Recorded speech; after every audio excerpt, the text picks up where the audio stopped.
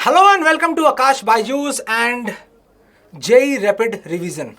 And today's chapter is the gaseous state. अब आप बोलोगे ये gaseous state कहाँ पर है एनसीईआरटी में, ये तो हमने कभी पढ़ा ही नहीं. एक्चुअली हम लोग बात कर रहे हैं स्टेट्स ऑफ मैटर्स की. स्टेट्स ऑफ मैटर में हम लोग 95% जो पोर्शन है वो पढ़ते हैं गैसेस का, और लिक्विड का जो पोर्शन है वो सिर्फ 5% है. तो सीबीएसई ने किस तरीके से कैटेगराइज किया इसको या फिर किस तरीके से डिस्ट्रीब्यूट किया, मैं आपको ये पहले बता दूं. क्लास 11th में द स्टेट्स ऑफ मैटर जो चैप्टर है उसके अंदर हम लोग पढ़ते हैं गैसेस स्टेट, राइट. और फिजिक्स में हम लोग पढ़ते हैं फ्लूइड मैकेनिक्स, उसके अंदर लिक्विड स्टेट पढ़ते हैं. और 12th क्लास का जो पहला चैप्टर है दैट इज सॉलिड स्टेट. तो इस तरीके से सॉलिड, लिक्विड और गैस तीनों कवर हो जाते हैं. और हमें आज क्या पढ़ना है? हमें पढ़ना है गैसेस स्टेट के बारे में, राइट. तो चलते हैं आगे, बात करते हैं गैसेस स्टेट की. तो सबसे पहले देखना होगा कि हमें इसके अंदर पढ़ना क्या क्या है. हमें पढ़ना है आइडियल गैस इक्वेशन के बारे में, मतलब हम गैस लॉस के बारे में बात करेंगे. Will talk about the Boyle's law, Charles law, Gay-Lussac's law and ideal gas equation.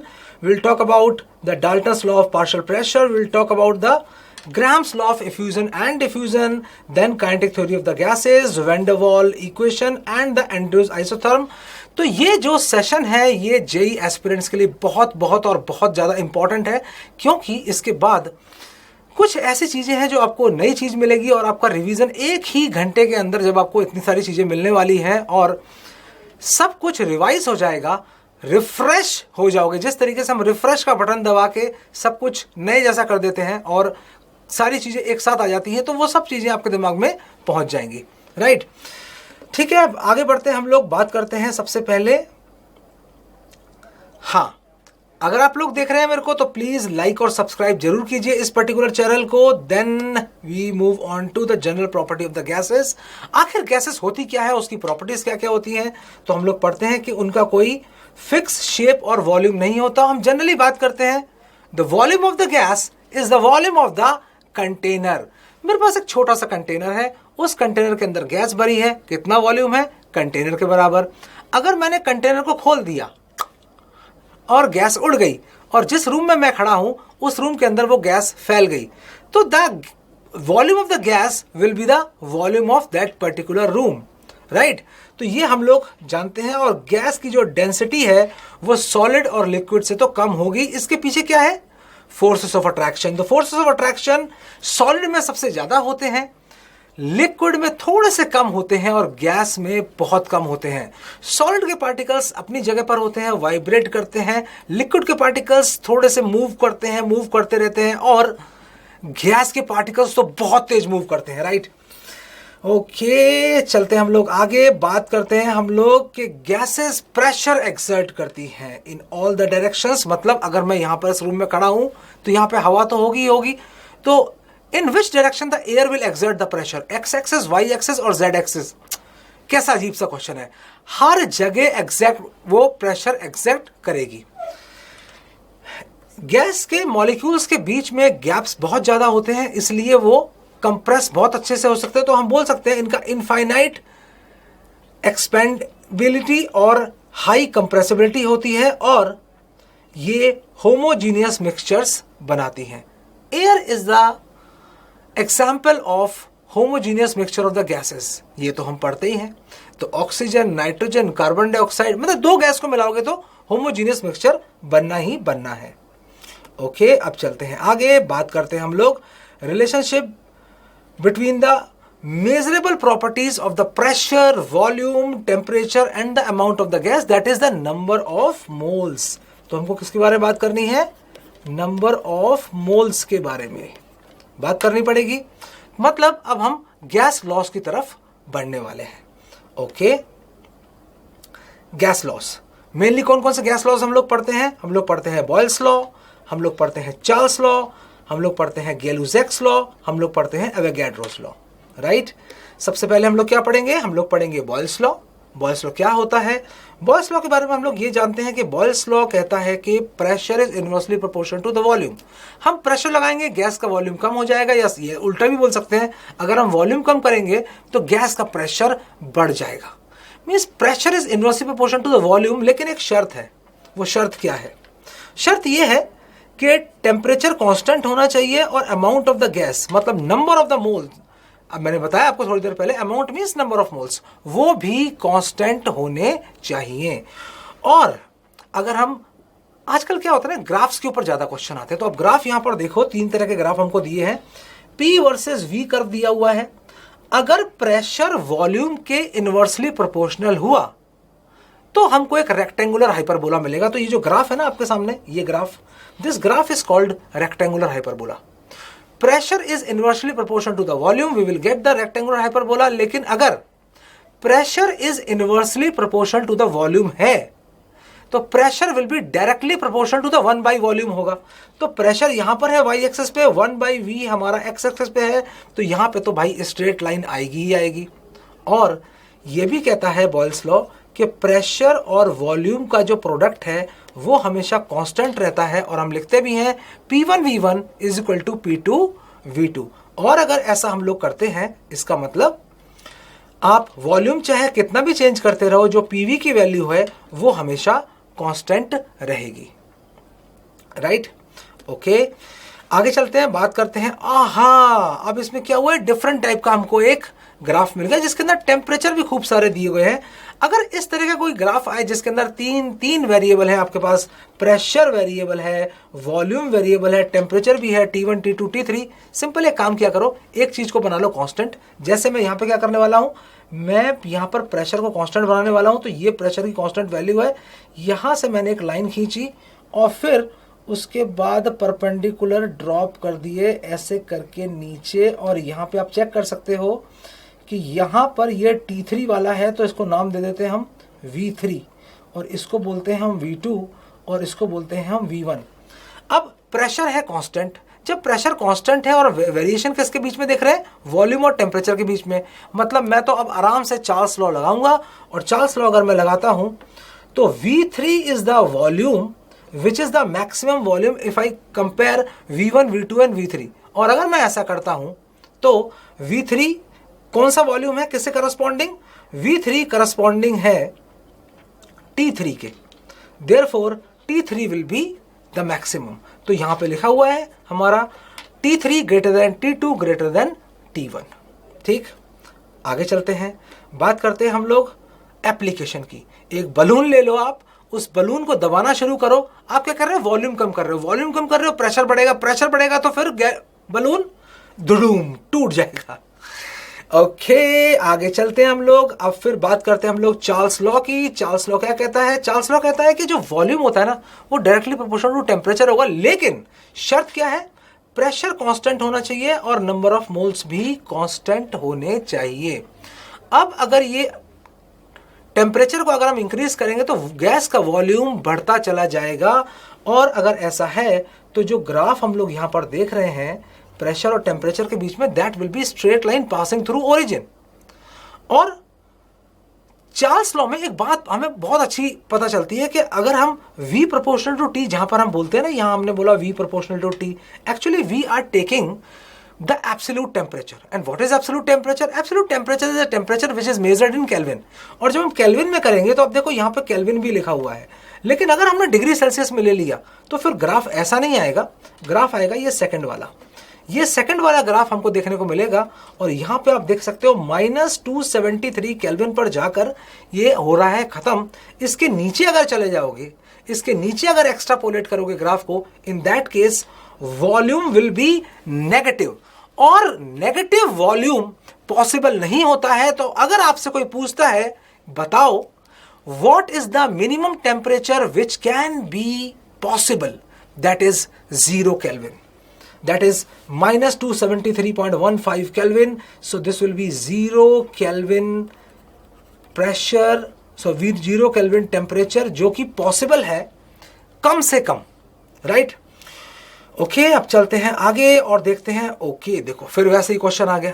ठीक है, अब क्या करेंगे, एक चीज को हम कांस्टेंट करेंगे और फिर हम लोग रिलेशन निकालेंगे P1 P2 P3 और P4 के बीच में। तो मैंने ना यहां से एक लाइन खींचनी है, ज्यादा कुछ नहीं करना है, यहां से लाइन खींचूंगा, फिर मैं परपेंडिकुलर ऐसे करके ड्रॉप करूंगा। ये मैंने ड्रॉप किया, ड्रॉप किया, ड्रॉप किया, और वॉल्यूम तो भाई हमारा हो गया कांस्टेंट, वॉल्यूम कांस्टेंट हो गया। और यहां पर है टेम्परेचर, इसका नाम दिया T4 क्योंकि करस्पॉन्डिंग किसके है, P4 के। और ये कौन है, ये है T1 टेम्परेचर। ठीक है, कौन सा टेम्परेचर सबसे ज्यादा है, T4। किसे करस्पॉन्डिंग है, P4 के। और वॉल्यूम है कांस्टेंट, तो मैं तो आराम से गैलोज-एक्स लॉ लगाऊंगा। तो इसका मतलब ये हो गया P4 जो होगा, जो प्रेशर P4 है, P4 will be the maximum pressure. तो आराम से लिख सकता हूं कि P1 सबसे छोटा है और P4 सबसे बड़ा। राइट, आगे चलते हैं। अब बात करते हैं हम लोग, ओहो इसका एप्लीकेशन तो मुंह में पानी लाने वाला है। तो आप जानते हो किस तरीके से हम लोग केक को बेक करते हैं। जब केक को हम लोग बेक करते हैं, सोडियम कार्बोनेट होता है ना उसके अंदर, तो कार्बन डाइऑक्साइड होती है, कार्बन डाइऑक्साइड इवॉल्व होती है, हीट करते हैं, उसका वॉल्यूम बढ़ता है, हाँ केक फ्लफी हो जाता है। राइट, ओके, चलते हैं हम लोग आगे और हम लोग बात करते हैं नेक्स्ट लॉ की, that is Gay Lussac's law. And Gay Lussac's law क्या कहता है, गैलोज-एक्स लॉ कहता है pressure is directly proportional to temperature, लेकिन शर्त है उसके लिए क्या, वॉल्यूम कांस्टेंट होना चाहिए और नंबर ऑफ मोल्स भी कांस्टेंट होने चाहिए।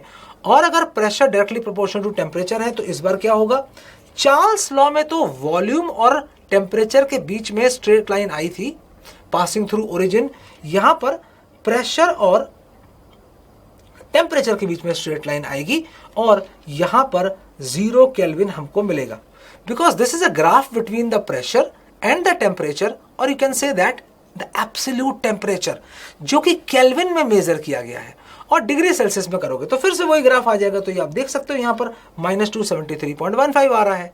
राइट, तो बिल्कुल सेम चीज है। और अगर हम इस ग्राफ की बात करें तो जैसे हमने चार्ल्स लॉ में किया, गैलोज-एक्स लॉ में भी उसी तरीके से रिलेशन निकाल सकते हैं V1, V2, V3 और V4 के बीच में। राइट, अब चलते हैं हम लोग आगे, और आगे आता है हमारा एक क्वेश्चन आता है दिमाग में कि how does a pressure cooker help cook food faster. तो भाई टेम्परेचर आप बढ़ा रहे हो तो प्रेशर क्या होगा, प्रेशर बढ़ जाएगा और उससे टेम्परेचर इंक्रीज होगा और फूड जल्दी कुक हो जाएगा। तो ये गैलोज-एक्स लॉ का एक एप्लीकेशन हो गया। राइट, आप ये भी बोल सकते हो कि इसमें वाटर का जो बॉइलिंग पॉइंट है वो इंक्रीज हो जाता है। ओके, अब चलते हैं आगे, बात करते हैं एवोगैड्रोस लॉ की। एवोगैड्रोस लॉ हम लोगों ने फर्स्ट चैप्टर में भी पढ़ा था, that is some basic principles of chemistry. तो हम लोग बात करते हैं volume is directly proportional to number of moles. जब प्रेशर और टेम्परेचर कांस्टेंट होगा तो क्या होगा, यहां पे जितने नंबर ऑफ मोल्स आप लेके आओगे, मतलब गैस का अमाउंट बढ़ाते जाओ, वॉल्यूम बढ़ता जाएगा, क्योंकि टेम्परेचर और प्रेशर तो कांस्टेंट है। तो V और N के बीच में ये स्ट्रेट लाइन आएगी और V/N कर दो आप, V को भी बढ़ा रहे हो और N को भी बढ़ा रहे हो, तो नंबर ऑफ पार्टिकल्स बढ़ रहे हैं, नंबर ऑफ मोल्स बढ़ रहे हैं गैस के, तो वॉल्यूम भी बढ़ता चला जा रहा है।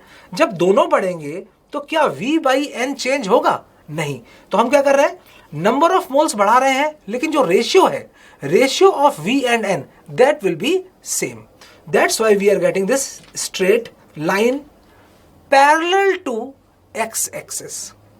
राइट, तो फिर हम चलते हैं आगे और बात करते हैं एप्लीकेशन ऑफ एवोगैड्रो लॉ की। जिस तरीके से आप देख रहे हो, बलून के अंदर हवा बढ़ती जा रही और बलून फिर बस्ट भी हो सकता है।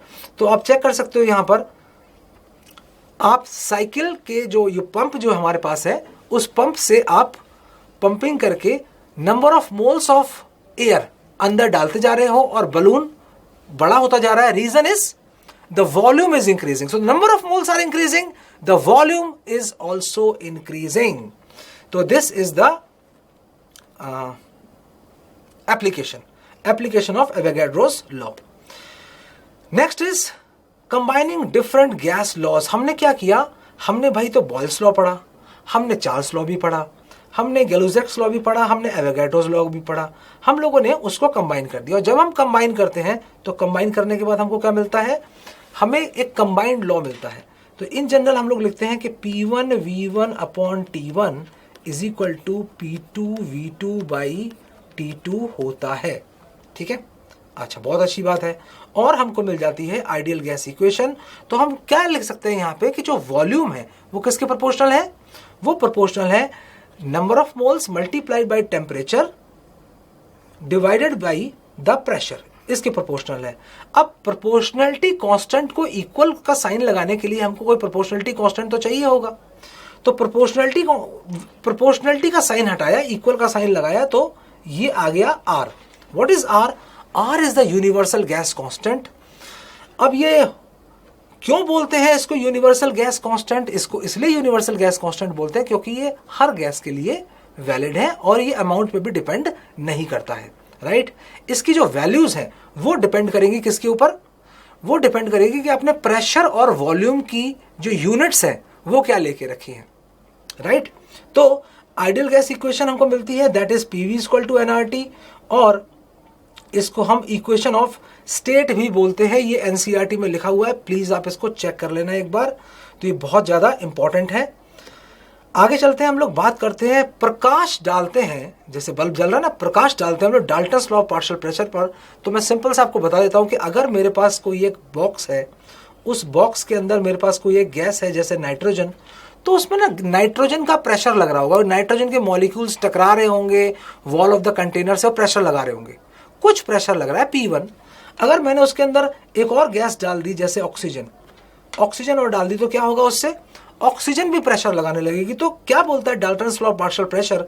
वो बोलता है for a non reacting gases, अगर नॉन रिएक्टिंग गैसेज है, the mixture of the total pressure, ये total pressure of the mixture is summation of the partial pressure of the different component gases. मतलब जो P टोटल होगा वो एक container के अंदर जितनी गैसेस भर सकते हो आप भर दो, तो उनका अगर प्रेशर है P1, P2, P3, P4, उनका एल्जेब्राइक सम होगा। It will be P total will be equal to P1 plus P2 plus P3 plus P4 plus P5, चलता जाएगा जब तक गैस नहीं खत्म हो जाती। तो ठीक है, नंबर ऑफ गैसेस खत्म हो जाएंगी, अप टू Pn हम यहां पर लिख सकते हैं कि भाई नंबर ऑफ गैसेस हमारे पास n है, तो Pn तक ये चलेगा। ओके, बहुत अच्छी बात है। और अगर हमें किसी इंडिविजुअल गैस का प्रेशर निकालना हो तो उसके बारे में भी अभी बात करेंगे, लेकिन इसमें खास बात क्या है? Partial pressure of the gas is independent of the other gases. क्योंकि एक जो गैस है ना, जैसे मैंने आपको बताया कि मेरे पास मान लो गैस है नाइट्रोजन, राइट। तो अगर मेरे पास गैस है नाइट्रोजन और दूसरी गैस है ऑक्सीजन, तो नाइट्रोजन का जो प्रेशर होगा वो ऑक्सीजन के ऊपर डिपेंड नहीं करेगा। कितनी ऑक्सीजन है पता नहीं, लेकिन नाइट्रोजन का अगर प्रेशर 2 एटमॉस्फेयर लग रहा है तो वो 2 ही एटमॉस्फेयर लगता जाएगा। अगर आप चाहे ऑक्सीजन उसके अंदर और डालते जाओ तो कोई फर्क नहीं पड़ने वाला है उससे, राइट। तो जनरली हम लोग क्या बोलते हैं कि Dalton's law of partial pressure it is for non reacting gases, है ना। रिएक्ट कर गई तो फिर कॉम्बिनेशन करके एक और नई गैस बन सकती है। तो जो इंडिविजुअल गैसेस होती है उनका पार्शियल प्रेशर हम लोग निकालते हैं, लेकिन एक केस ऐसा है जो लोग भूल जाते हैं कि उसके अंदर तो गैसेस रिएक्ट भी कर रही हैं और उनका प्रेशर भी लग रहा है। कौन सा? बताता हूं आप लोगों को। अगर मैं आपसे बोलूं कि भाई मेरे पास तो नाइट्रोजन है कंटेनर के अंदर, क्या प्रेशर लगाएगी? आप बोल तो प्रेशर तो लगाएगी ही लगाएगी। अगर मेरे पास हाइड्रोजन है तो क्या वो प्रेशर लगाएगी? तो आप बोलोगे हाँ हाँ बिल्कुल प्रेशर लगाएगी। और फिर मैं बोलता हूँ अगर वो इक्विलिब्रियम में है अमोनिया के साथ, तो फिर क्या होगा? आप बोलोगे ओहो, तो ये तो इक्विलिब्रियम में है, और अगर ये इक्विलिब्रियम में है इसका मतलब क्या होगा? जितनी नाइट्रोजन हाइड्रोजन मिलकर अमोनिया बना रहा है उतना ही अमोनिया फिर से नाइट्रोजन और हाइड्रोजन बना देगा। इसका मतलब नाइट्रोजन हाइड्रोजन और अमोनिया का अमाउंट कांस्टेंट है, लेकिन तीनों प्रेशर लगाएंगे। लेकिन क्या रिएक्शन रुक गई है? क्या नाइट्रोजन और हाइड्रोजन नॉन रिएक्टिंग गैसेस हैं? नहीं है। तो एग्जाम में वो आपसे ये भी पूछ सकता है क्या जरूरी है कि नॉन रिएक्टिंग गैसेस के लिए ही ये लगने वाला है? हाँ, ये तो रिएक्टिंग गैसेस के लिए भी लग सकता है। तो यहां पर ये आपका एक एग्जाम्पल बन जाएगा। ओके, चलते हैं हम लोग आगे, और आगे चल के बात करते हैं हम लोग कि जो इंडिविजुअल प्रेशर होगा Pi of a gas, that will be P total into the mole fraction of that particular gas. तो मोल फ्रैक्शन को P टोटल से मल्टीप्लाई कर दोगे तो इंडिविजुअल प्रेशर आ जाएगा। तो what is Pi? This is the mole fraction and the pressure is Pi, that is pressure of the individual gas, right? Okay. Graham's law of diffusion and effusion. What is diffusion? Diffusion is mixing of the gases. Gas diffuse हो गई, एक दूसरे के अंदर mix हो गई, या movement of the gas from higher concentration to lower concentration, आप ऐसे ही बोल सकते हो। And what is effusion? Effusion is leaking of the gas from small orifice, ऐसे आप बोल सकते हो, राइट। अब चलते हैं हम लोग आगे, बात करते हैं डिफ्यूजन की। तो the net spontaneous flow of the gases of the molecule from the region of, मैंने क्या बताया था आपको, हायर कंसेंट्रेशन से चलेगी और the region of lower concentration की तरफ बढ़ेगी, दैट इज कॉल्ड डिफ्यूजन। या आप सिंपल बोल सकते हो, एक गैस है, अगर एक ही टाइप की गैस है तो दूसरी गैस की कंसेंट्रेशन इसके अंदर है ही नहीं, नंबर ऑफ मोल्स ही नहीं है, और दूसरी कोई गैस है उसमें पहली वाली के नंबर ऑफ मोल्स नहीं है, मतलब नाइट्रोजन के अंदर ऑक्सीजन नहीं होगी और ऑक्सीजन के अंदर नाइट्रोजन नहीं होगी। अगर हम अलाउ कर दें दोनों को कि भाई जाकर मिल जाओ आराम से, तो क्या हो रहा है, एक तरीके से एक दोनों गैसेस उस तरफ बढ़ रही हैं जहां पर उनके नंबर ऑफ मोल्स कम है, right, that is called diffusion. और इफ्यूजन क्या है?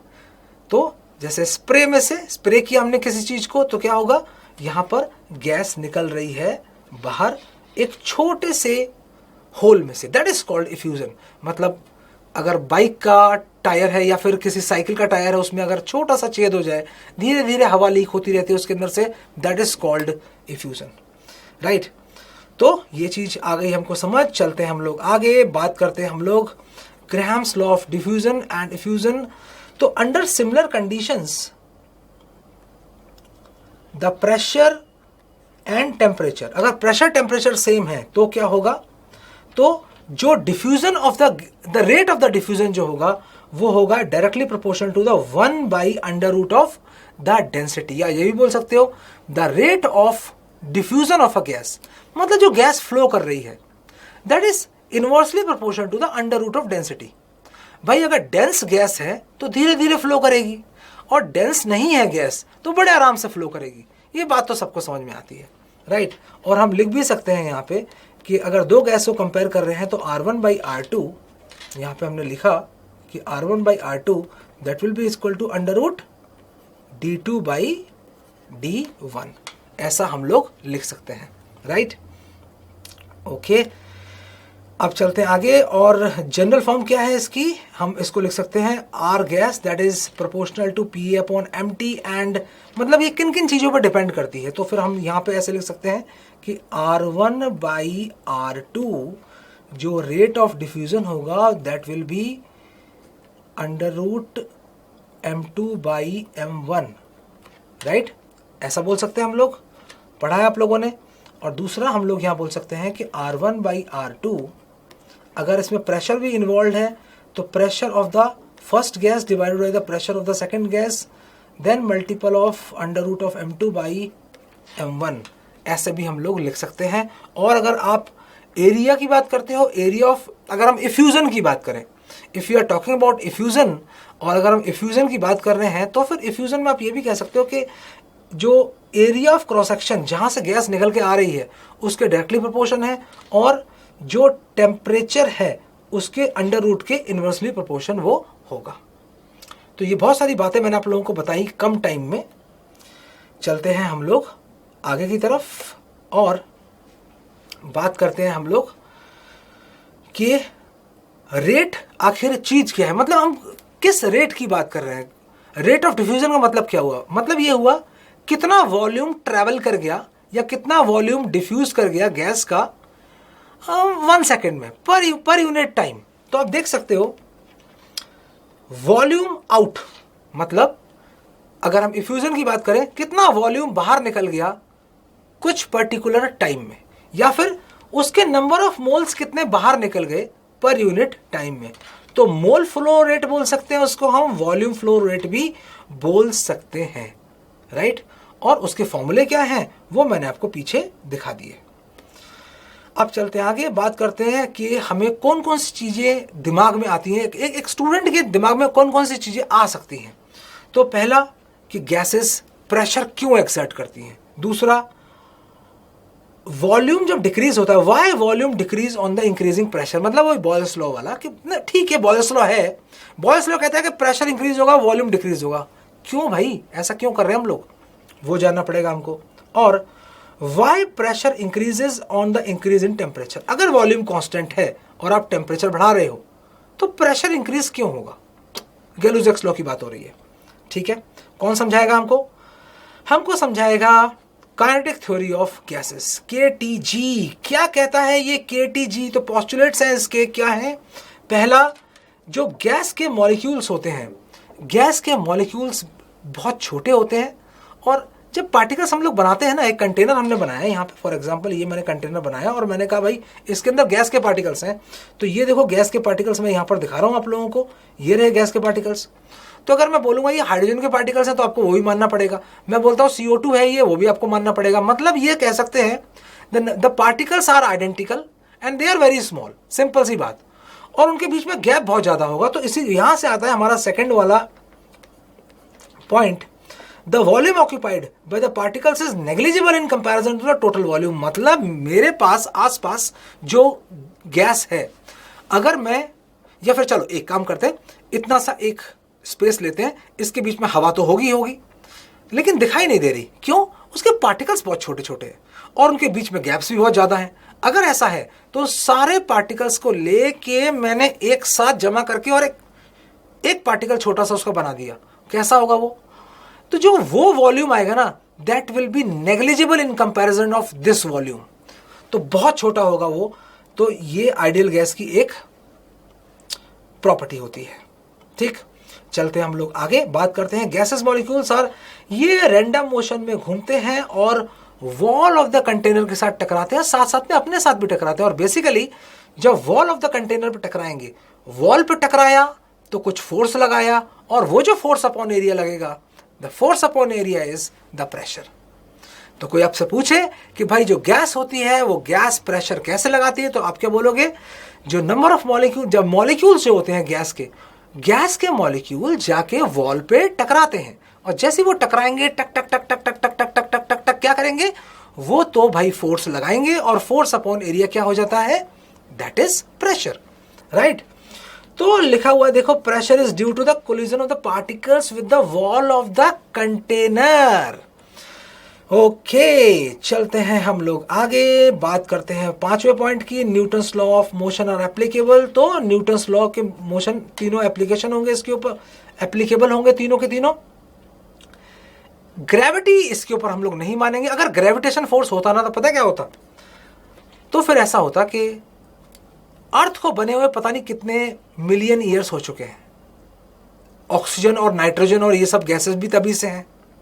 तो अगर ग्रेविटेशन पुल लग रहा होता ना उनके ऊपर ठीक से, तो अब तक सारी गैसेस सेटल डाउन कर गई होती, लेकिन ऐसा तो नहीं है, तो हम लोग ग्रेविटेशन पुल नहीं मानते हैं।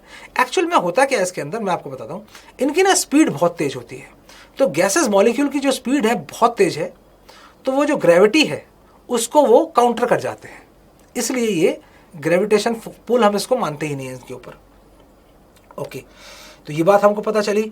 7 पॉइंट है, कहता है कि the average kinetic energy of the gases molecules is directly proportional to the absolute temperature. तो क्या दिया हुआ है हमको दिया हुआ है कि अगर मेरे पास एक कंटेनर में खूब सारे गैसेस मॉलिक्यूल्स हैं, तो क्या उनके अंदर काइनेटिक एनर्जी होगी, हाँ। क्या वो सबकी सेम होगी, नहीं। तो फिर कितनी होगी, एवरेज निकाल सकते हैं। क्या एवरेज है, average kinetic energy is 3/2 kT। अब ये kT क्या, kb मतलब kbt। What is kb, kb is Boltzmann constant. अब ये आता कहां से, तो पहले देख लेते हैं। अगर मान लो मेरे पास नंबर ऑफ मोल्स n है, तो मैं बोल सकता हूं कि total kinetic energy, the total kinetic energy is equal to 3/2 nRT। ये तो number of mole, n number of moles के लिए हुआ। कितने मोल्स है, कंटेनर है उसके अंदर n मोल्स है, अगर कंटेनर के अंदर n मोल्स है तो 3/2 nRT लगा दो। 1 मोल है तो फिर काइनेटिक एनर्जी आ जाएगी इसकी 3/2 RT। और अगर मुझे एक मॉलिक्यूल की निकालनी है तो वो तो एवरेज आएगी, तो मुझे क्या करना पड़ेगा, मुझे R को डिवाइड करना पड़ेगा अगर एक मॉलिक्यूल की निकालनी है एवोगैड्रो नंबर से, और तब बन जाएगा ये बोल्ट्जमैन कांस्टेंट, क्योंकि R भी कांस्टेंट है और एवोगैड्रो नंबर भी कांस्टेंट है। दैट्स व्हाई दिस Kb, जो Kb है that is this R upon Na, this is Boltzmann constant और ये वैल्यू है आपके सामने, राइट। ओके, अब चलते हैं हम लोग आगे। आगे है काइनेटिक गैस इक्वेशन जो हमको बताती है। अच्छा एक बात बताओ मेरे को, एक कंटेनर है उसके अंदर गैस है, ठीक। अब वो गैस जो है वो प्रेशर कहाँ लगाएगी, एक्स एक्सेस पे, वाई एक्सेस पे या जेड एक्सेस पे, कहाँ? तो ये तो तीनों जगह लगाएगी। तो हम लोग क्या करते हैं ना, जो पीवी एनर्जी होती है ना गैस की, उसको फिर हम लिखते हैं, हम एक एक्सेस के थ्रू लेंगे और हम बोलेंगे PV is equal to 1/3 MnU/RMS², ऐसा लिख देंगे हम लोग। तो जो 1/3 वाला फैक्टर है ना वो आता ही यहां से है, राइट। तो what is m? m is the molecular mass of the gas और n क्या है, टोटल नंबर ऑफ मॉलिक्यूल्स, और URMS क्या है, that is root mean square velocity. इसके बारे में अभी और पढ़ेंगे हम लोग आगे जब चलेंगे। अब जब हम आगे बढ़े तो मॉलिक्यूलर स्पीड, जिस तरीके हम URMS के बारे में पढ़ रहे थे, तो हम लोग मॉलिक्यूलर स्पीड के बारे में पढ़ते हैं। Gas molecules are always in the continuous motion. ठीक है, गैस मॉलिक्यूल्स हमेशा मूवमेंट करते रहेंगे। अच्छा देखो, मूवमेंट करने दो इनको, ये मूवमेंट करते रहेंगे और ये वॉल से कोलाइड करते रहेंगे। तो वॉल से कोलाइड करते रहेंगे, बहुत अच्छी बात है। और ये आपस में भी टकराएंगे और वॉल ऑफ कंटेनर से भी टकराएंगे और क्या करते रहेंगे, इनकी स्पीड चेंज होती रहेगी और इनका एनर्जी का रीडिस्ट्रीब्यूशन होता रहेगा। मतलब एक पार्टिकल से दूसरे पार्टिकल के अंदर एनर्जी जाती रहेगी, किसी की कम हो गई दूसरे की बढ़ गई, राइट। और हम मानते क्या है, kinetic theory of the gases क्या बोलती है, जो इनके जो कोलिजन्स होते हैं, चाहे वो आपस में हो चाहे वॉल ऑफ द कंटेनर के साथ हो, वो होते हैं इलास्टिक। इलास्टिक का मतलब होता है मोमेंटम भी कंजर्व रहेगा, इनकी एनर्जी भी कंजर्व रहेगी, राइट। अब चलते हैं आगे, हम लोग बात करते हैं पॉइंट टू रिमेंबर। क्या है भाई point two remember? Measuring speed of an individual molecule is not possible. सही बात है, बिल्कुल एकदम। अगर मेरे पास एक कंटेनर है, उसके अंदर मैं बोलता हूं 1 मोल कार्बन डाइऑक्साइड है, मतलब 44 ग्राम हो गया। पार्टिकल्स कितने हैं? एवोगैड्रो नंबर कितना होता है? एवोगैड्रो नंबर होता है 6.022 इंटू 10⁻23। अरे बाप रे, तो बहुत बड़ा नंबर है। अगर ये बहुत बड़ा नंबर है तो फिर मुझे ना एक मॉलिक्यूल की निकालनी है, वो कैसे निकालूंगा मैं? वो तो पॉसिबल ही नहीं हो पाएगा, है ना। तो हम लोग क्या करते हैं, एवरेज निकालते हैं और क्या बोल देते हैं, हम लोग बोलते हैं फिर जो काइनेटिक एनर्जी है वो क्या है, वो है 3/2, that will B kT, right. अब चलते हैं हम लोग आगे, टाइप्स ऑफ मॉलिक्यूलर स्पीड। अच्छा, अब अलग अलग तरीके की स्पीड होती है। कौन कौन सी? एक होती है एवरेज स्पीड, एक होती है मोस्ट प्रोबेबल स्पीड, एक होती है रूट मीन स्क्वायर स्पीड। पहला क्वेश्चन आता है कि होती क्या है। दूसरा क्वेश्चन आता है हमें जरूरत क्या पड़ गई 3 स्पीड निकालने की, एक स्पीड निकाल लेते बात खत्म हो जाती। सही बात है, देखते हैं समझते हैं अच्छे से इसको, आओ बात करते हैं इसके बारे में। तो पहला एवरेज स्पीड, मॉलिक्यूल्स हैं काफी सारे एक कंटेनर के अंदर, 1 मोल CO2 44 ग्राम, कितने मॉलिक्यूल्स? एवोगैड्रो नंबर के बराबर। क्या सारे एक ही स्पीड से मूव कर रहे होंगे? नहीं, तो हमें एवरेज निकालना पड़ेगा, है ना। तो V1 plus V2 plus V3 plus V4 divided by Vn, divided by n कर देंगे तो क्या हो जाएगा, क्या आ जाएगा? Average velocity. ठीक है, अच्छी बात है, ये तो अच्छा किया, कोई बात नहीं। अच्छा, मतलब सिंपल बोल सकते हैं, जैसे हम लोग करते थे 10th क्लास में स्टैटिस्टिक्स जब पढ़ते हैं हम लोग, तो मीन निकालते हैं। तो arithmetic mean of the speeds of the different molecules of the gas, और इसका फॉर्मूला क्या है? इसका फॉर्मूला है √8 RT अपॉन पाई m। ठीक है, एवरेज की बात चल रही है, निकाल नहीं सकते, एक की तो निकाल नहीं सकते हम वेलोसिटी। हमने क्या किया, सबकी वेलोसिटी को ऐड किया और बाई हमने n कर दिया और ये आ गया हमारे सामने फॉर्मूला। अच्छा, बाकी वेलोसिटीज का क्या हुआ, जरा वो भी देख लेते हैं। मोस्ट प्रोबेबल वेलोसिटी, सबसे पहले ये होती क्या है? आपकी क्लास में 100 बच्चे हैं, मान के चलते हैं आपकी क्लास में 100 स्टूडेंट हैं, उन्होंने एग्जाम दिया, अच्छी बात है, एग्जाम दे दिया, ठीक है, रिजल्ट आया, इंतजार रहता सब लोगों का। कुछ लोगों को ना रिजल्ट का इंतजार बड़ी बेसब्री से रहता है, क्योंकि उनके ना मार्क्स बहुत अच्छे आने वाले हैं। कुछ लोग बोलते हैं रिजल्ट ना ही आए तो ज़्यादा अच्छा है, क्यों? क्योंकि मार्क्स खराब आने वाले हैं, क्या घर में पिटाई होगी। तो ऐसे स्टूडेंट भी होते हैं। लेकिन अच्छी एक बात बताओ, ऐसे कितने स्टूडेंट होते हैं जिनके मार्क्स 100 to 90 के बीच में आते हैं? 100% to 90% के बीच में, बहुत कम। और 10 to 20% वाले, वो भी बहुत कम। तो मोस्ट प्रोबेबल मार्क्स कौन से हुए? तो आप ये बोलोगे मुझसे कि मोस्ट प्रोबेबल मार्क्स वो हुए जो मैक्सिमम नंबर ऑफ स्टूडेंट्स के आए होंगे। फॉर एग्जाम्पल, अगर मैं आपको एग्जाम्पल देता हूं कि 60 to 70% या 70 to 50% का अगर ब्रैकेट हम लोग लेके चले, तो वहां पर कुछ मार्क्स ऐसे होते हैं जैसे कि 63%, 65%, ऐसे जो बहुत सारे स्टूडेंट्स के इतने ही मार्क्स होंगे। भाई कितने मार्क्स आए तेरे? 65%, तेरे 65, तेरे 65, ऐसे बहुत सारे मिल जाएंगे। किसी से पूछो कितने मार्क्स आए? 99%। अगला मिलेगा ऐसा? नहीं, मुश्किल है, मुश्किल ही मिलेगा। तो जो बहुत ज्यादा मार्क्स वाले होते हैं वो भी कम, जो बहुत कम मार्क्स वाले होते हैं वो भी कम। मोस्ट प्रोबेबल, तो अगर कोई एक कंटेनर है जिसके अंदर गैस भरी हुई है, उसके मॉलिक्यूल्स मूव कर रहे हैं, तो जो बहुत तेज मूव कर रहे होंगे ना, वो बहुत कम होंगे। जो बहुत धीरे मूव कर रहे होंगे वो भी बहुत कम होंगे। लेकिन जिस वेलोसिटी से maximum number of molecules move कर रहे होंगे, that will be the most probable velocity. ठीक, और इसका तो फिर फॉर्मूला भी होना चाहिए। तो उसका फॉर्मूला होता है √2RT/m, राइट। अब नेक्स्ट बात करते हैं हम रूट मीन स्क्वायर वेलोसिटी की। तो ये रूट मीन स्क्वायर वेलोसिटी क्या होती है? हम लोग पहले वेलोसिटी का स्क्वायर करेंगे और उसके बाद उनको ऐड करेंगे, मतलब v1 square plus v2 square plus v3 square plus v4 square divide by n कर देंगे। लेकिन ये तो मीन आ गया किसका? स्क्वायर का। फिर उसका एक अंडर रूट ले लो और then we will get VRMS। तो VRMS का फॉर्मूला क्या है? 3RT/m का अंडर रूट। ये RT/m तो सबके अंदर आ रहा था, है ना। तो इन तीनों के बीच में कोई ना कोई रिलेशन तो जरूर होगा, क्योंकि अगर वेलोसिटी है तो उनके डायमेंशन सेम होंगे। तो एग्जाम में ये क्वेश्चन आ सकता है कि भाई किसी एक गैस की VRMS means root mean square velocity 100 meter पर सेकेंड है, तो बताओ V एवरेज कितना होगा? अगर ऐसा क्वेश्चन आ गया तो आप क्या करोगे? आपको रिलेशन मालूम होने चाहिए इनके बीच में। डिफरेंट टाइप ऑफ वेलोसिटीज हैं, VRMS, V average, V most probable, और ये रहा उसके बीच में रिलेशन। ठीक, मैंने क्या बोला था आपसे? मैंने बोला था कि भाई अगर किसी ने आपसे पूछ लिया 100 मीटर पर सेकेंड है VRMS, तो V एवरेज निकालो, तो आप क्या करोगे? आप बोलोगे 100 divided by V means V average, that will be equal to 1.224 divided by 1.128, right, क्योंकि यही इनका रिलेशन है, यही इसका रेशियो है। इस तरीके से हम लोग इसको निकाल लेंगे।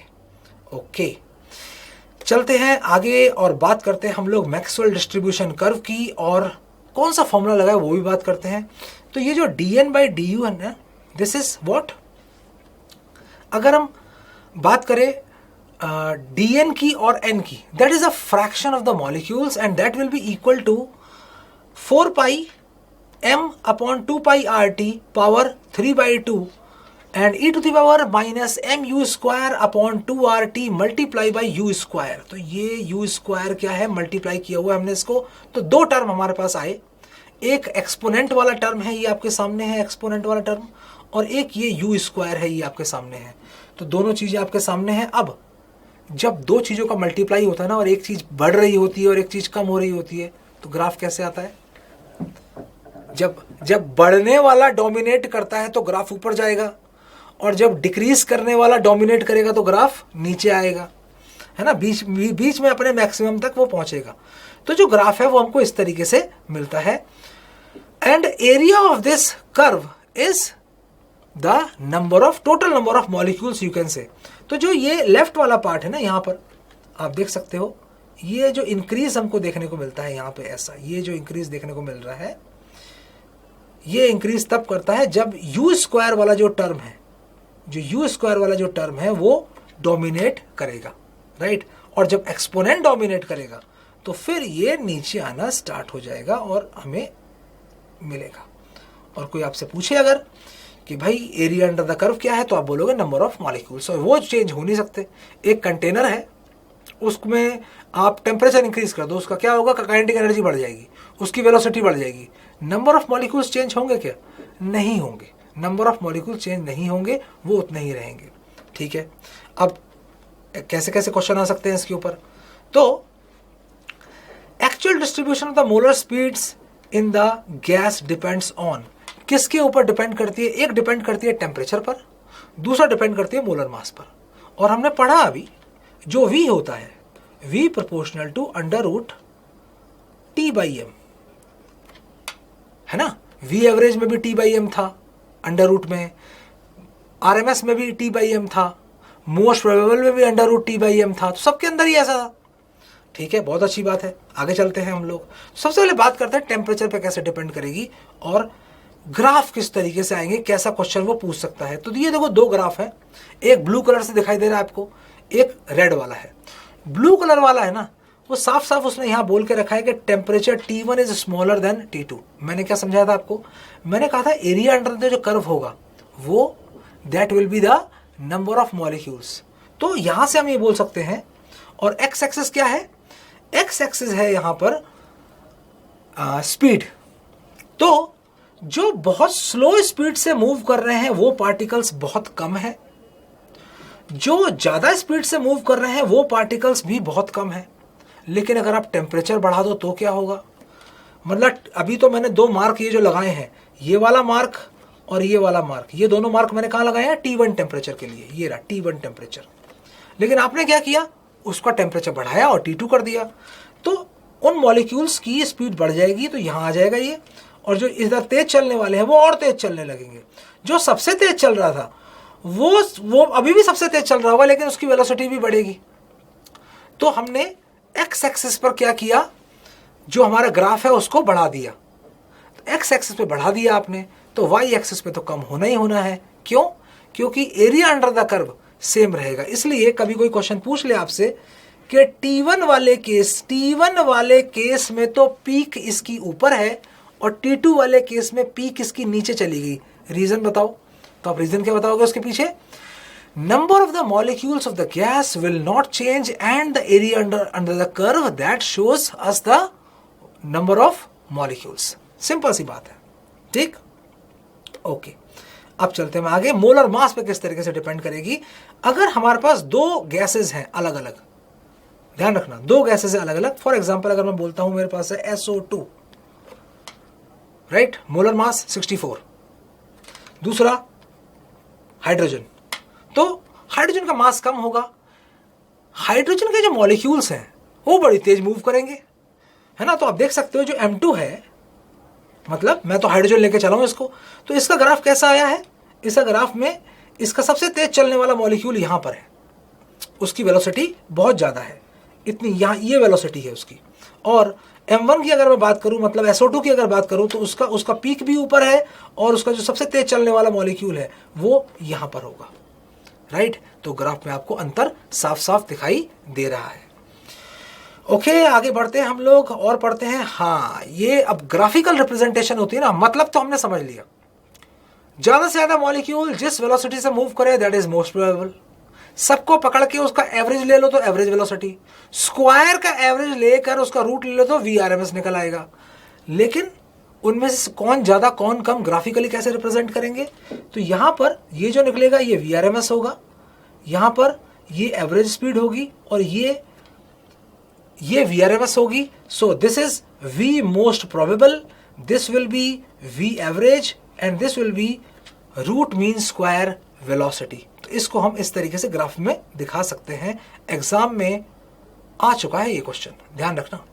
ओके, आगे चलते हैं, बात करते हैं रियल गैस की। और रियल गैसेस क्या है? मतलब जो गैस लॉज ओबे नहीं करेंगे, सिंपल सी बात है।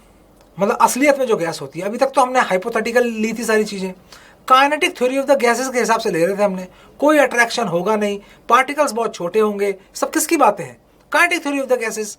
और Charles law, Boyle's law, Gay-Lussac's law, Avogadro's law, Dalton's law, Graham's law, सब किसके लिए लगते हैं? आइडियल गैस इक्वेशन के लिए। अब आ गई है रियल गैस।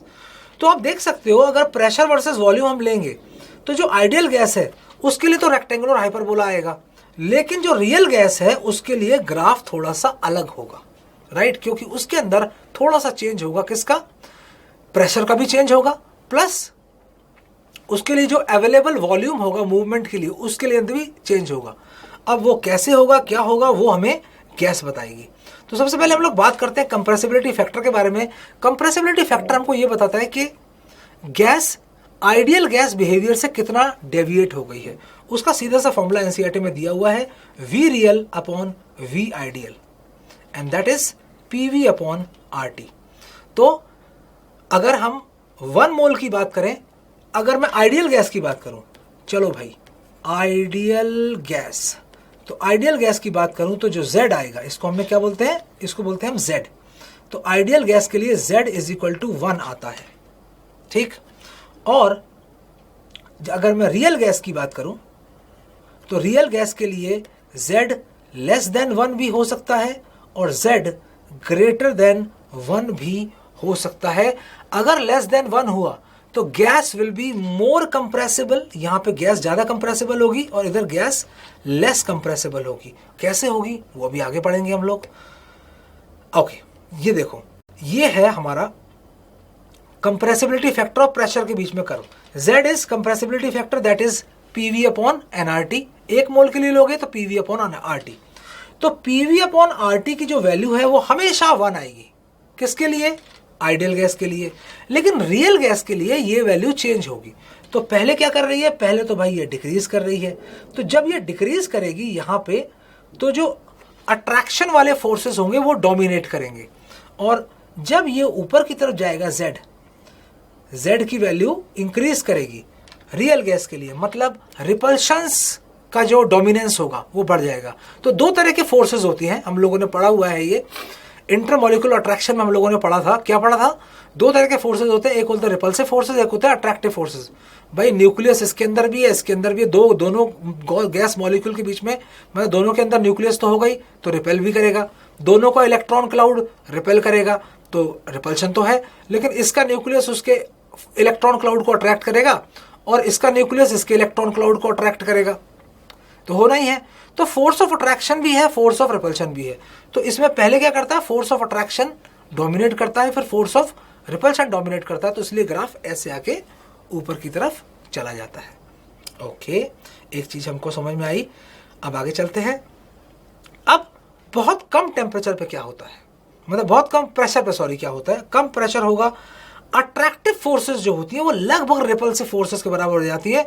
तो फिर वो Z is equal to value उसकी लगभग 1 के बराबर आने लगती है। ओके, इंटरमीडिएट प्रेशर पर क्या होगा? इंटरमीडिएट प्रेशर पर जो Z की वैल्यू आएगी that will B 1 minus A upon VRT। VM means molar volume, और ये कहां से आता है? ये आता है वैन डर वाल इक्वेशन से। वैन डर वाल इक्वेशन से मतलब हमने क्या किया? हमने जो टर्म होता है उसका B उसको निग्लेक्ट कर दिया है। वैन डर वाल इक्वेशन क्या होती है मैं आपको यहीं पे समझा देता हूं, आगे भी है वैसे तो, लेकिन इसको समझने के लिए आपको पहले ये अच्छे से समझना पड़ेगा।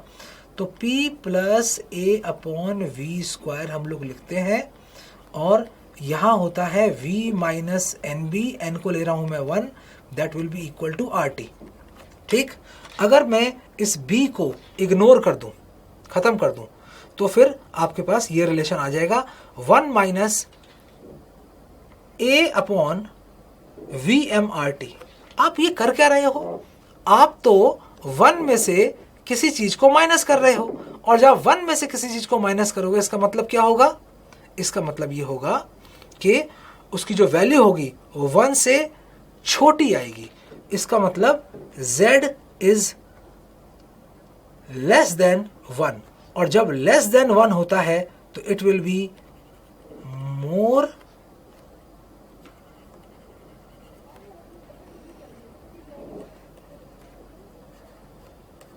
कंप्रेसिबल, और अगर मोर कंप्रेसिबल है तो कंप्रेस आसानी से कर लेंगे, मतलब अट्रैक्टिव फोर्सेस ज़्यादा होंगी रिपल्सिव फोर्सेस से। अगर अट्रैक्टिव फोर्सेस ज़्यादा हैं तो पास पास आएंगे, पास पास आएंगे तो कंप्रेस भी हो जाएंगे। तो ये हम लोग मान के चलेंगे अट्रैक्टिव फोर्सेस हमारी ज़्यादा होंगी रिपल्सिव फोर्सेस से। ठीक, अब आगे देखते हैं हाई प्रेशर पर क्या होगा। हाई प्रेशर में वेन डर वाल इक्वेशन ले लो, ए को निगलेक्ट कर दो, ए को निगलेक्ट कर दोगे तो 1 प्लस PV/RT आएगा। 1 में आप बेटा ऐड कर रहे हो कुछ, अगर 1 में ऐड कर रहे हो कुछ, इसका मतलब Z ग्रेटर देन 1 आएगा, और Z ग्रेटर देन 1 का मतलब क्या होता है, gas is less compressible, right. तो रिपल्सिव फोर्सेस ज्यादा होंगी, that's why gas is less compressible. तो जब हम नीचे की तरफ आते हैं ना, ऐसे अट्रैक्टिव फोर्सेस डोमिनेट करती हैं, फिर ऊपर चले जाएंगे, that will B repulsive forces उस केस में डोमिनेट करेंगी। अब हाइड्रोजन और हीलियम का मास होता है बहुत कम। अब मास कम होगा तो वेलोसिटी ज्यादा होगी, है ना, क्योंकि कोई भी वेलोसिटी आप ले लो, मोस्ट प्रोबेबल ले लो, VRMS की बात कर लो, कुछ भी बात कर लो, वेलोसिटी तो भाई प्रोपोर्शनल टू T/m होती है।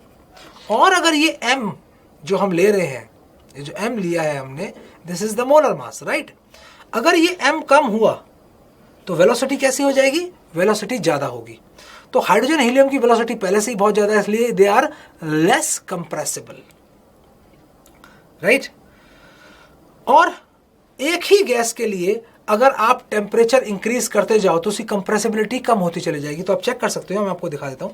T1 देखो, T1 यहां पर है, ठीक, ये T4 है। जब हम T4 की बात करेंगे ना, T4 में ये जो डिप थी, मतलब जो कर्व आया, ऐसे करके जो कर्व आ रहा है नीचे के, यहां से कर्व स्टार्ट होता है, इस पॉइंट से यहां तक पहुंचता है। तो जो कर्व है वो नीचे आता जा रहा है, आता जा रहा है, आता जा रहा है, आता जा रहा है, आता जा रहा है, यहां तक पहुंच गया। Z की वैल्यू यहां तक पहुंच रही है, इस पॉइंट तक Z की वैल्यू आ गई, यहां तक Z की वैल्यू पहुंच गई। अगर Z की वैल्यू यहां आ गई, इसका मतलब आपने क्या किया, Z को कम करते जा रहे हो, करते जा रहे हो, करते जा रहे हो, इसका मतलब गैस इज मोर कंप्रेसिबल। तो भाई टेम्परेचर अगर कम होगा तो गैस तो कंप्रेसिबल होगी, सिंपल सी बात है। टेम्परेचर अगर कम है तो गैस के मॉलिक्यूल धीरे मूव करेंगे, गैस के मॉलिक्यूल धीरे मूव करेंगे, आसानी से कंप्रेस कर लेंगे। अब आपने क्या किया, टेम्परेचर को बढ़ाना शुरू किया। तो देखो T4 सबसे छोटा था, उसके बाद T3 आया, तो T3 आया तो डिप जो था वो डिप थोड़ा सा ऊपर चला गया, फिर T2 आया, फिर उसकी वजह से डिप और ऊपर चला गया, और जब आपने T1 कर दिया, T1 तो मैक्सिमम है, उसमें तो डिप ही नहीं है ना, उसको कंप्रेस करना तो बड़ा मुश्किल हो जाएगा। उसके लिए Z हमेशा 1 से बड़ा है। देखो Z = 1 वाली लाइन तो स्ट्रेट लाइन है, और ये जो T1 वाली जो लाइन है वो उससे ऊपर जा रही है, तो उससे बड़ा है हमेशा, राइट। तो उसको कंप्रेस आप नहीं कर पाओगे। ओके, चलते हैं हम लोग आगे, नेक्स्ट पेज पर देखते हैं temperature at which the real gas deviate. तो बॉयल्स टेम्परेचर की बात करती है एनसीईआरटी। तो जिस तरीके से हमने भी थोड़ी देर पहले बात किया कि भाई ये देखो, हमने एक ग्राफ खींचा, किसके बीच में, प्रेशर और Z के बीच में। तो ये मैंने ग्राफ लिया है, वो ग्राफ पहले ऐसे आया था, उसके बाद मैंने टेम्परेचर को बढ़ाया, टेम्परेचर बढ़ाया तो फिर वो ऐसा हो गया, और फिर और टेम्परेचर बढ़ाया तो फिर वो ऐसा हो गया। तो हालांकि जो ग्राफ है, तो ये मैंने लिया T1, और ये लिया T2, और ये लिया T3। अब एक बात बताओ, जो T3 टेम्परेचर है, जो मैंने सबसे लास्ट में लिया है, जिसके लिए ग्राफ कुछ ऐसा आ रहा है आपके सामने, ये ग्राफ देखो, ये वाला जो ग्राफ है, ये वाला, ये वाला, राइट। तो इसमें अगर मैं देखता हूं, तो मैंने थिक कर दिया उसको थोड़ा सा, तो इसको अगर मैं देखता हूं, this is almost like this straight line. ये जो स्ट्रेट लाइन यहां पर जा रही है ना, ये वाली स्ट्रेट लाइन इसके जैसा है। तो द टेम्परेचर एट विच, ऐसे बोल सकते हो, the temperature at which the real gas behave like, होगी, बनेगी नहीं, behave likes an ideal gas for a appreciable range of pressure. यहां पर है प्रेशर, यहां पर है Z, तो कंप्रेसिबिलिटी फैक्टर। तो इस प्रेशर की बहुत बड़ी रेंज तक क्या हुआ है, आइडियल गैस जैसा बिहेव कर रही है। और अगर आइडियल गैस जैसा बिहेव कर रही है तो हम उसको क्या बोलेंगे, बॉयल टेम्परेचर। क्या फॉर्मूला होता है इसका, A/RB। ओके, अब चलते हैं हम लोग आगे। अब क्वेश्चन आता है, why do gases deviate from ideal gas behavior? Answer आपको मिल गया होगा। हमने पहले क्या मान के चले हम कि कोई फोर्स ऑफ अट्रैक्शन नहीं है। ओहो हो, लेकिन हम ना शुरू में पढ़ लेते हैं, सॉलिड में फोर्स ऑफ अट्रैक्शन ज्यादा होता है, लिक्विड में थोड़ा कम होता है, गैस में बहुत कम होता है, लेकिन होता है, तो वो रियल गैस है। ये रियल गैस की बात चल रही है, फोर्स ऑफ अट्रैक्शन होगा। वॉल्यूम यहां पर हम नेग्लिजिबल मानते हैं, लेकिन वॉल्यूम ऑक्यूपाई करती है गैस, राइट। और आप यहां देख सकते हो जो मैंने पहले इक्वेशन लिखी थी वही इक्वेशन यहां दोबारा लिखी गई है। P प्लस, अब ये वाला जो पार्ट है ना, A अपॉन, हमने क्या लिया था पहले, n इक्वल टू 1 ले लिया था, AN square upon V square. Actually होता क्या है, जब रियल गैस का मॉलिक्यूल टकराने के लिए जाता है वॉल ऑफ द कंटेनर पर, दीवार पर टकराने के लिए जाएगा, रियल गैस का मॉलिक्यूल टकराने आया, पीछे से लोग खींचेंगे उसको, मॉलिक्यूल्स, अट्रैक्शन लग रही है, तो वो ना ठीक से टकरा नहीं पाएगा, टकराएगा लेकिन इतना इफेक्टिवली नहीं टकराएगा, प्रेशर हो जाएगा कम। अब प्रेशर कम है तो हमें कुछ करेक्शन फैक्टर जोड़ना पड़ेगा, तो हमने क्या जोड़ दिया उसके अंदर, AN square upon V square. और जो गैस के जो मॉलिक्यूल्स हैं वो छोटे नहीं हैं, बड़े हैं। अब तो अगर वो बड़े हैं तो वो क्या हो सकता है, बड़े जब छोटे मॉलिक्यूल थे तो कहीं भी ट्रेवल कर सकते थे, बड़े मॉलिक्यूल हैं तो एक तो खुद के अंदर नहीं ट्रेवल कर सकते, दूसरा जो बाकी और मॉलिक्यूल्स उसके साथ घूम रहे होंगे उनके अंदर भी वो ट्रेवल नहीं कर सकते। इसलिए हमें ये बोलना पड़ेगा कि द कंप्लीट वॉल्यूम V, ये जो वॉल्यूम V का नजर आ रहा है ना आपको, ये वाला, ये V volume, this V volume is not available for the real gas particle. V minus NB is available. And what is NB? NB है, N is the number of moles, B is 4 times of the molecular volume। तो ये है हमारी real gas equation. Okay, चलते हैं आगे, बात करते हैं real gas behaves like an ideal gas. हाँ, लो प्रेशर कर दोगे, मतलब लो प्रेशर कैसे करेंगे हम लोग, वॉल्यूम बढ़ा दो प्रेशर कम हो जाएगा, वॉल्यूम बढ़ाया बढ़ाया बढ़ाया बढ़ाया बढ़ाया बढ़ाया बढ़ाया तो क्या हुआ, प्रेशर हो गया कम। मतलब वॉल्यूम बढ़ा दोगे तो उसके बीच में जो गैप्स होंगे, जो एक एवरेज गैप होगा किसके बीच में, पार्टिकल्स के बीच में, जो गैसेस पार्टिकल के बीच में जो एवरेज गैप होगा वो बढ़ जाएगा। और फिर टेम्परेचर भी बढ़ा दो आप, टेम्परेचर बढ़ा दोगे तो वो तेज मूव करने लगेंगे, तेज मूव करने लगेंगे तो अट्रैक्शन और कम हो जाएगा, तो कैसा बिहेव करेगा फिर वो, फिर तो आइडियल गैस जैसा ही बिहेव करेगा। तो अगर कोई पूछे रियल गैस आइडियल गैस जैसा बिहेव कर सकती है क्या, आप बोलोगे हाँ। कब करेगी, वो करेगी लो प्रेशर पे और हाई टेम्परेचर पे। ओके, कोई नहीं, आगे चलते हैं। ठीक है, ये चीज तो समझ में आ गई। तो देखो, अगर हम टेम्परेचर को कम कर दें, अब बात करते हैं कि हम लिक्विफाई कैसे करें गैस को, how do we liquefy the gas, उल्टा करना है अब हमको, मतलब तो अब ये तो हमको मालूम है अट्रैक्शन तो है, क्योंकि रियल गैस की बात कर रहे हैं हम लोग, लिक्विफाई कैसे करें। तो गैस और लिक्विड में पहले तो फर्क समझना पड़ेगा। What is gas? गैस मतलब पार्टिकल्स उसके बहुत तेज मूव कर रहे होंगे और अट्रैक्शन बहुत कम होगा। लिक्विड क्या है? लिक्विड है पार्टिकल्स तो मूव कर रहे हैं लेकिन अट्रैक्शन ज्यादा है, और पास पास भी हैं पार्टिकल्स, ऐसे मूव कर रहे हैं ऐसे। तो कैसे करें, फिर क्या किया जाए उसके लिए? तो ये रही गैस, इस रीजन के बीच में कहीं गैस है, पार्टिकल्स बहुत तेज मूव कर रहे हैं यहाँ पर और दूर दूर हैं। तो पहले एक काम करो, इसका टेम्परेचर कम करो। तो पार्टिकल कैसे मूव करेंगे? धीरे धीरे। अब धीरे धीरे तो पार्टिकल मूव कर रहे हैं, यहाँ पे धीरे धीरे मूव करने लगे ऐसे, ओहो हो, ऐसे ऐसे ऐसे ऐसे। अच्छा, अब ना इनका गैप कम करना है हमको, तो गैप कम करें, क्या करना पड़ेगा? प्रेशर बढ़ाना पड़ेगा। We can liquefy the gas and what we have to do is we have to increase the pressure and decrease the temperature. Very simple. तो हमने क्या किया? Decreasing the temperature and increasing the pressure, हमने उसको liquefy कर लिया। आगे चलते हैं। Will a decrease in the temperature and an increase in the pressure always result in the liquefaction of the gas? ऐसा होगा क्या हमेशा? हमेशा टेम्परेचर को हम डिक्रीज करेंगे और प्रेशर को इंक्रीज करें, क्या हमेशा हमेशा ऐसा होगा? ऐसा तो कोई जरूरी नहीं है। हमें कौन सिखाता है? ये सिखाता है हमें एंड्रयूज आइसोथर्म। एक ग्राफ दिया है एनसीईआरटी में, वो हमको समझना है। बेसिकली दैट इज, देखो, अगर आइडियल गैस होती ना तो मैं आपसे बोलता भाई पीवी कर्व बनाओ कांस्टेंट टेम्परेचर पे। तो आप पता क्या करते आप ऐसे बना देते, ये लो सर बना दिया। तो मैं कहता ये क्या बनाया आपने? आप बोलते रेक्टेंगुलर हाइपरबोला। ये आइडियल गैस है, हम रियल गैस की बात कर रहे हैं। तो अब एग्जैक्टली रेक्टेंगुलर हाइपरबोला तो बनने नहीं वाला, तो फिर क्या बनेगा वो भी देख लेते हैं। तो आप चेक कर सकते हो यहां पर एनसीईआरटी में ये ग्राफ गिवन है। अगर मैं बात करूं प्रेशर की और वॉल्यूम की, no this is the pressure volume curve for the real gas.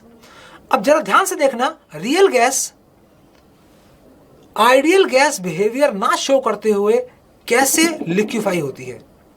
अगर मान लो टेम्परेचर बहुत ज्यादा है, बहुत ज्यादा टेम्परेचर है, तो उसको फिर कंप्रेस करके लिक्विफाई करना मुश्किल होगा। तो देखो 50 डिग्री सेल्सियस पे यहां पे ग्राफ दिया हुआ है जो रेक्टेंगुलर हाइपरबोला जैसा है। मैं ये नहीं बोलूंगा रेक्टेंगुलर हाइपरबोला है, उसके जैसा है ये, ठीक है। तो वो वहां पर है, लेकिन हमने कहां पे स्टार्ट किया, हम बात कर रहे हैं 13.1 डिग्री सेल्सियस, मतलब हम इस पॉइंट की बात करने वाले हैं। अब होगा क्या इसमें, यहां पर कुछ गैस का एक पर्टिकुलर वॉल्यूम था। तो basically this is a phase diagram. यहां पर है गैस इस पर्टिकुलर रीजन में, और यहां पर इधर यहां पर लिक्विड है, यहां लिक्विड है। तो क्या हुआ, हमने गैस के ऊपर प्रेशर बढ़ाना शुरू किया। गैस के ऊपर प्रेशर बढ़ाएंगे, वॉल्यूम क्या होगा, वॉल्यूम कम होगा। तो देखो वॉल्यूम ना लेफ्ट हैंड साइड में कम होता है, तो यहां पे देखो वॉल्यूम इधर इधर ये कम होता जा रहा है, ये वॉल्यूम इस तरफ कम होगा। तो ये कर्व देखने को मिलेगा। तो गैस में तो ऐसे कर्व होगा। तो हमने प्रेशर को बढ़ाया, वॉल्यूम कम हुआ, तो ऐसा कर्व हमको देखने को मिला। उसके बाद क्या हुआ, 13.1 डिग्री सेल्सियस पर जब हमने कंप्रेस किया तो गैस लिक्विफाई होना शुरू हो गई। तो गैस लिक्विफाई हुई कहां से कहां तक, ये यहां से लेके यहां तक लिक्विफाई हो गई, और लिक्विफेक्शन यहां खत्म। अब इसके बाद जो मिलेगा वो लिक्विड ही मिलेगा। कैसे पता चला लिक्विड मिलेगा, ये फेज डायग्राम देखकर। कैसे, जरा प्रेशर बढ़ाना, आपने बढ़ाया प्रेशर, इस तरफ प्रेशर है ना, देखो यहां प्रेशर इंक्रीज होता है ऐसे। तो प्रेशर बढ़ाया, ये यहां ऊपर चलते गए, वॉल्यूम कितना इंक्रीज हुआ, सिर्फ इतना सा ही वॉल्यूम इंक्रीज आपको मिला। तो बात बिल्कुल सही है। अगर मेरे पास लिक्विड है कोई, उसके ऊपर मैं प्रेशर बढ़ाता हूं, तो मैं बहुत ज्यादा प्रेशर बढ़ाऊंगा ना, तो जरा सा वॉल्यूम उसका डिक्रीज होगा। तो इसके अंदर जो वॉल्यूम डिक्रीज हुआ वो बहुत कम था। तो बिल्कुल उसी तरीके से 21.5 डिग्री वाला भी आपको दिखाई दे रहा होगा, राइट। और अगर हम बात करें, अब हुआ क्या इसके अंदर कि एक कंटेनर हमारे पास था, उसके अंदर हमने 13.1 डिग्री सेल्सियस, जिस पर वो गैस लिक्विफाई हो सकती है, हमने उसे कंप्रेस किया। तो टेम्परेचर के हिसाब से जितनी गैस लिक्विफाई हो सकती थी उतनी हो गई। 21.5 डिग्री सेल्सियस पर क्या होगा, टेम्परेचर हमने बढ़ा दिया, गैस के मॉलिक्यूल और तेज मूव करने लगे। तो वो जो अमाउंट है ना गैस का, वो जो जितना लिक्विफाई हुआ है वो कम हो जाएगा। अगर वो कम हो जाएगा तो उससे क्या होगा, यहां पर देखो, ये सिर्फ यहां से लेके यहां तक ही वॉल्यूम जो होगा वो लिक्विफाई होगा। उसके बाद आपने और टेम्परेचर बढ़ा दिया, इतना टेम्परेचर आप बढ़ा दिया, गैस के मॉलिक्यूल इतना तेज मूव करने लगे। भाई लिक्विड की एक प्रॉपर्टी होती है, लिक्विड की प्रॉपर्टी ये होती है कि उसके पार्टिकल्स मूव तो करते हैं रैंडमली, लेकिन उसके बीच में अट्रैक्शंस बहुत अच्छे खासे होते हैं in comparison to gas. Gas कैसी होती है, वो तेज मूव करती है, गैस तेज मूव करेगी, राइट। आपने इतना तेज कर दिया उसको, अब चाहे कितना भी प्रेशर लगा लो, आप देखो ये 30.98। Now this is called the critical temperature, this is called the critical temperature, and this is the critical temperature of carbon dioxide. और मैं लिख भी देता हूं यहां पे, CO2 का क्रिटिकल टेम्परेचर है, this is the critical temperature of carbon dioxide, and above this temperature gas can not be liquefied, क्योंकि आपने उसकी स्पीड इतनी तेज कर दी है कि अब वो लिक्विफाई हो ही नहीं सकती। इसीलिए ये जो 31.1 डिग्री सेल्सियस है, यहां पे भी गैस लिक्विफाई नहीं हो रही। वो जो डोम बनाया है ना हमने, ये वाला जो डोम आपके सामने है व्हाइट कलर से जो बना हुआ है, वो डोम के अंदर जाएगा ही नहीं कर्व, राइट। तो जब टेम्परेचर कम था तब तो लिक्विफाई हो जाएगी, जितना टेम्परेचर कम होगा उतनी ज्यादा अमाउंट की गैस लिक्विफाई होगी एक पर्टिकुलर टेम्परेचर पर।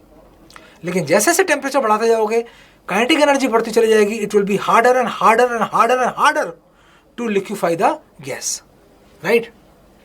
ओके, तो and the temperature above which not on which or at which, not at which, above which gas cannot be liquefied is called critical temperature, right? तो ये आपके सामने है, that is the critical point. So this is the same graph. वो बस उसने सिर्फ यही दिखाया है यहाँ पर कि इस पॉइंट के ऊपर गैस लिक्विफाई नहीं होने वाली है. आगे चलते हैं, क्रिटिकल टेम्परेचर की definition. Temperature above which gas can not be liquefied, ये मैंने आपको बता दिया, और इसका जो फॉर्मूला होता है वो होता है 8A/27 RB. क्रिटिकल टेम्परेचर के ऊपर अगर ज्यादा उससे होगा तो गैस लिक्विफाई नहीं होगी, तो क्या क्रिटिकल टेम्परेचर पर हो जाएगी? हाँ बिल्कुल हो जाएगी. कैसे करेंगे? प्रेशर लगाएंगे. तो उस प्रेशर को क्या बोलेंगे? Critical pressure. तो minimum pressure applied at the critical temperature to convert gas into the liquid, formula है A/27 RB, 27 B², राइट? तो क्रिटिकल टेम्परेचर के ऊपर, above critical temperature gas can not be liquefied, but at critical temperature it can be liquefied. उसके लिए pressure लगाना पड़ेगा. कितना लगाना पड़ेगा? ये आपके सामने लिखा हुआ है आपकी स्क्रीन पर. और 1 मोल ले ले तो कितना वॉल्यूम लिक्विफाई होगा? That is called critical volume. This is the critical volume and this is equal to 3B. तो A and B are the van der Waals constants. ठीक है, चलते आगे. अब बात करते हैं कंप्रेसिबिलिटी फैक्टर की. तो अगर मान लो हमारे पास अगर कोई ऐसी कंडीशन हम लोग बनाते हैं जिसमें जो क्रिटिकल टेम्परेचर भी है, वहां पर क्रिटिकल प्रेशर भी है, क्रिटिकल वॉल्यूम भी है, और उसके अंदर PV, अब PV इक्वल टू nRT अगर हमने लगाया, इन दैट केस जो कंप्रेसिबिलिटी फैक्टर है, हम सबको मालूम है for one mole the compressibility factor is PV/RT. तो हमने क्या किया? हमने PCVC/RTC कर दिया. उसमें क्रिटिकल टेम्परेचर निकल के आता है 3/8. ये क्वेश्चन एग्जाम में आ सकता है, पूछ सकता है eight critical condition what will be the value of the compressibility factor. Answer is 3/8. और ये 1 से कम है, और 1 से कम होने का सीधा सा मतलब है gas can be compressed, right, easily. Now time for the questions. अब क्वेश्चंस का टाइम आ गया है आपके सामने. अब हम कुछ क्वेश्चन सॉल्व करेंगे. देखते हैं कौन कौन से क्वेश्चंस हैं. A car tyre filled with the nitrogen gas at 35 psi unit है प्रेशर की, एंड 27 डिग्री सेल्सियस. मतलब उसने हमको प्रेशर दे दिया है, यहाँ पर प्रेशर गिवन है, टेम्परेचर गिवन है. It will burst if the pressure exceeds 40 psi. ओहो, मतलब एक टायर है, उसके अंदर हमने क्या किया? 35 psi का प्रेशर भरा. उससे अगर 40 तक जा सकते हो, उससे ज्यादा अगर हो गया तो बूम, फट जाएगा वो, राइट? तो if the temperature in degree Celsius at which the temperature in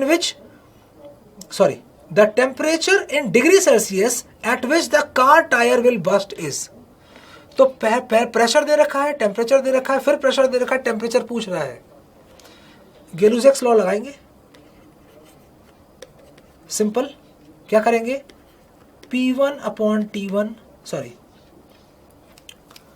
P1 by T1 is equal to P2 by T2. और P1 कितना है? 35. इसको आप केल्विन में चेंज कर लो. जरूरी है केल्विन में चेंज करना, कभी डिग्री सेल्सियस में लिखना भी मत. यहां से लेके पूरे 12th क्लास में कहीं तक कोई ऐसा कोई फॉर्मूला नहीं है जहां पर टेम्परेचर डिग्री सेल्सियस में लिखा जाता हो. सब जगह केल्विन में है. ठीक है, ध्यान रखना इस बात को. Kelvin is SI unit. और फिर यहाँ से P2 हमने कितना लिया? हमने बोला जाओ ठीक है, फट जाता है, टायर फट जाता है, फट जान दो, कोई दिक्कत नहीं है. टेम्परेचर निकालना है हमको, तो ये हम यहाँ से टेम्परेचर निकालेंगे, और वो टेम्परेचर निकल के आएगा आपका केल्विन में. और जब उसे डिग्री सेल्सियस में आप कन्वर्ट करोगे, that will B 70 degree Celsius, right? तो तो इस तरीके से सिंपल सा क्वेश्चन आपके सामने होगा। चलते हैं हम लोग आगे। Next, the next question is the pressure exerted by the non reactive gases mixture of 6.4 gram of methane. पहले ये चेक करना पड़ेगा हमको गैसेस कौन कौन सी है। तो 6.4 ग्राम ऑफ मीथेन हमको दिया हुआ है, okay.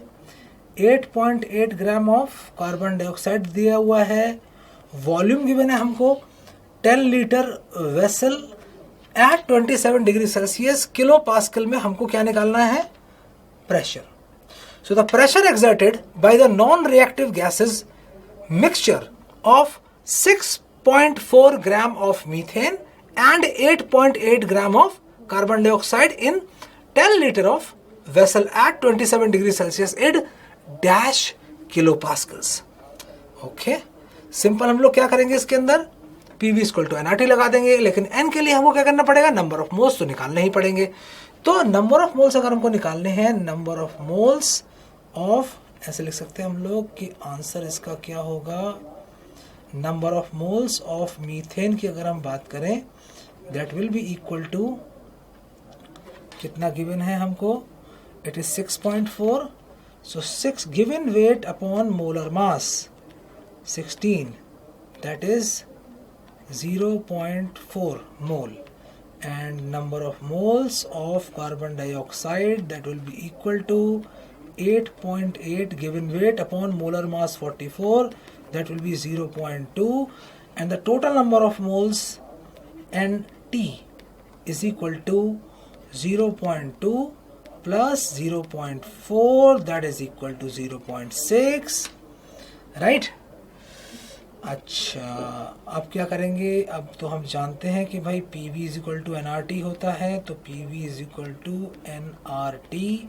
Pressure we have to find out, volume is given to us 10 liter, number of moles is 0.6, R is 0.0821, and the temperature is, what is the temperature? Temperature is 27 degree Celsius, and what we have to do, हमको kelvin में put करना है, तो kelvin में हम इसको put कर देंगे, राइट। और यहाँ से हमने प्रेशर की वैल्यू निकाली, प्रेशर की वैल्यू कितनी आई यहाँ से, 1.5 एटमॉस्फेयर। तो प्लीज जब भी आप R की वैल्यू पुट करो तो प्लीज डरना नहीं, राइट। तो अप्रोक्सीमेटली इसकी वैल्यू इतनी आती है। To be very very precise अगर हम देखें तो इसकी वैल्यू कुछ आ जाएगी 1.48 के आसपास आएगी। और आपको क्या करना है, आपको किलो पास्कल में चेंज करना है। What is the relation between the atmosphere and pascal? 1 atmosphere is equal to 101.325 into 10⁵ pascals. तो यहाँ पे अगर हमें चेंज करना है एटमॉस्फेयर को पास्कल्स में, तो हमें क्या करना पड़ेगा, जो प्रेशर है that will be 1.48 and this is multiplied by 1.01325 into 10⁵ pascals. और किलो पास्कल्स में अगर इसको हम चेंज करेंगे that will be 150 kilo pascals. This is the answer, right. तो चलते हैं हम लोग नेक्स्ट क्वेश्चन की तरफ। Next question is eight, objective question है ये, एट 400 केल्विन, चलो अच्छा ठीक है, टेम्परेचर दे रखा है, root mean square VRMS is given to us of a gas having molar mass is given to us is equal to the VRMS of one gas is equal to the most probable speed of the gas Y at 60 Kelvin. Okay. Then molar mass of the gas Y is 3241. ये हमको निकालना है। चलो ठीक है, अच्छी बात है। VRMS का formula, VRMS is equal to √3RT by M, and V most probable is equal to √2RT by M। अच्छा, अगर हम फर्स्ट गैस की बात करें तो VRMS 3 इंटू R को ऐसे ही रखते हैं। टेम्परेचर कितना है पहली वाली गैस का, this is this one 400 kelvin, right. तो 400 केल्विन हमको दे रखा है, तो यहाँ पुट कर देते हैं हम 400 केल्विन। 400 यहाँ पर हमने पुट कर दिया, ये भी अंडर रूट के अंदर ही आएगा। Okay, now next is the molar mass. Molar mass is 50, so 50 हम यहाँ लिख देते हैं, and that will be equal to under root of 2 into R into temperature of the other gas. Temperature is this 60 kelvin, तो 60 kelvin यहाँ पर हमने लिया, 60 divided by this molar mass we have to find out. So you can say that this is M1, this is M2, this is T1, this is T2, और T1, T2 और M1 की value हमको मालूम थी, हमको M2 की value यहाँ से निकालनी है। सारी वैल्यूज हमको यहाँ पर उसने दे के रखी है। तो जब आप इसको सॉल्व करोगे then you will get M2 will be equal to 5 gram पर मोल। तो अगर 5 ग्राम पर मोल आ रहा है, it means that this D is the correct answer. तो ये रहा हमारा कैलकुलेशन। चलते हैं हम लोग नेक्स्ट क्वेश्चन की तरफ। Now this question is based on that real gas part. तो हम देखते हैं क्या कहता है ये। A certain gas obeys pressure into V minus b. Molar volume given है हमको Vm, that is P multiplied by V minus b, that is equal to RT, means this is for the 1 mole. The value of del Z over del P T, ये जो suffix होता है ना, ये this one, this is actually the term which is constant, right? तो जो subscript आपको मिलेगा, subscript means वो constant है, is XB upon RT. So what is the value of x? He is asking. The value of x is dash. ठीक है, solve करते हैं इसको। तो सॉल्यूशन अगर हम यहीं पर लिखना शुरू करें तो it will B PV minus B is equal to RT. We can write like PV minus PB, that is equal to RT. मैंने एक्सपेंड कर दिया इक्वेशन को, ये वाली जो इक्वेशन थी मैंने इसको एक्सपेंड कर दिया। अब एक काम करते हैं, हम इसको क्या करेंगे, इसको हम RT से डिवाइड कर देंगे क्योंकि हमको कंप्रेसिबिलिटी फैक्टर चाहिए। तो PV upon RT minus PB upon RT is equal to 1, and this PV upon RT, now this one, this PV upon RT is equal to Z। अगर ये Z है तो we can write Z is equal to 1 plus B upon RT. Now, what is B? B is van der Waals constant, right? R is a gas constant. T तो हमको यहाँ पे temperature उसने बोल रखा है, टेम्परेचर कांस्टेंट है, हमको क्या करना है, डिफरेंशिएट करना है। तो if you differentiate then do Z, और you can say del Z upon del P, और ये जो मैंने यहाँ पे लगाया है सबस्क्रिप्ट, मतलब temperature is constant, means B is constant, R is constant, T is constant, only P is variable and we are differentiating with respect to P। तो P के रिस्पेक्ट में अगर हम इसको डिफरेंशिएट करें तो ये तो हो गया 0 प्लस 1 0 हो गया, and this will B B upon RT. And now this one, this term, this B upon RT, B upon RT is equal to X B upon RT.